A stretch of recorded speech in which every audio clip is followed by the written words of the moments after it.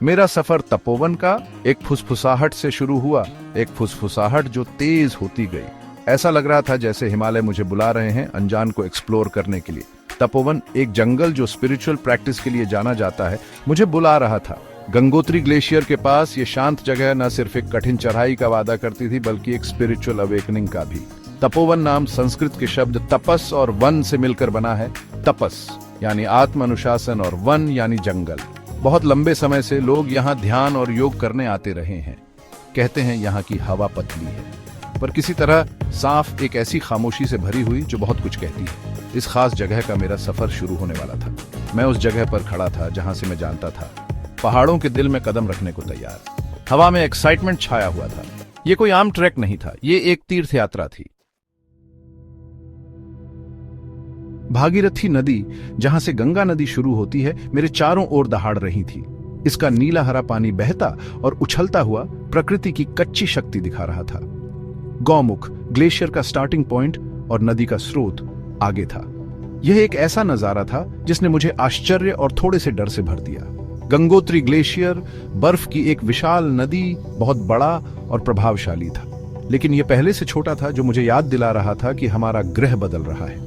पिघलता हुआ ग्लेशियर दिखा रहा था कि हमारी दुनिया कितनी नाजुक है, लेकिन पिघलते हुए भी ग्लेशियर सुंदर था। यह प्रकृति की एक शक्ति थी, पुरानी और बुद्धिमान। नदी की आवाज के ऊपर मैं ग्लेशियर को कराहते हुए सुन सकता था।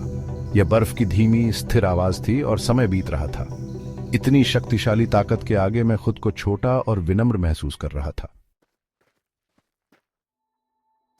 तपोवन पर चढ़ाई करना वाकई बहुत मुश्किल काम था। रास्ता और भी ज्यादा स्टीप होता गया, जिससे मुझे अपनी पूरी ताकत लगानी पड़ी। हर कदम ग्रेविटी के खिलाफ एक जंग थी। यह देखने के लिए एक परीक्षा थी कि मैं कितना हैंडल कर सकता हूं।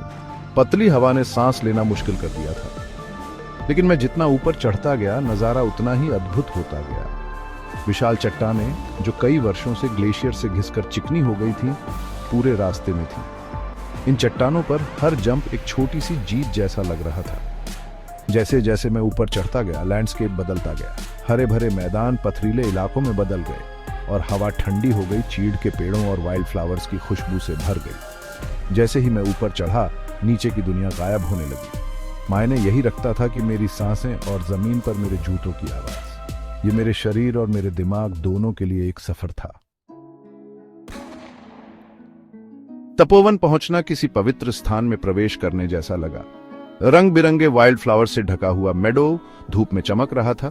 माउंट शिवलिंग, जिसकी बर्फीली छोटी आसमान को छू रही थी, सबसे ऊपर खड़ा था।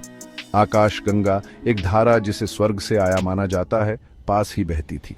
यहीं पर मेरी मुलाकात मौनी बाबा से हुई, एक पवित्र व्यक्ति जो तपोवन में रहते थे। उनकी आंखें शांत और बुद्धिमान थीं, जैसे उन्हें इस दुनिया से परे कुछ पता हो। वह ज्यादा बात नहीं करते थे, लेकिन मुझे उनके आसपास शांति का एहसास हुआ। तपोवन सिर्फ पहुंचने की जगह नहीं थी, ये एक एक्सपीरियंस था, खुद के अंदर का सफर। इतनी अविश्वसनीय सुंदरता से घिरे, मुझे खुद से कहीं बड़े से जुड़ा हुआ महसूस हुआ। पहाड़ों की खामोशी ने मुझसे बात की और उस खामोशी में मुझे एक ऐसी शांति मिली जो मैंने पहले कभी महसूस